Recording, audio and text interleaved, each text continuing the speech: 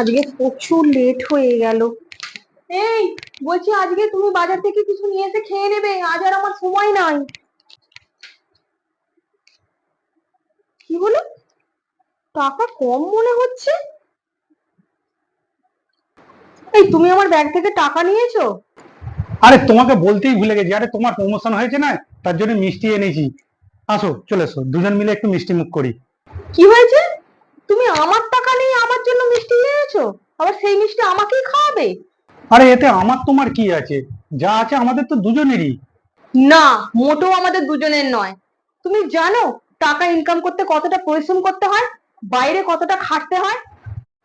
জানো, আমার এমবিএ করার স্বপ্নটা স্বপ্নই বোধহয় রয়ে গেল। যে কলেজে অ্যাডমিশন, সেই কলেজের ফিস 10 লক্ষ টাকা। আরে বাবা, তুমি অত চিন্তা করছো কেন?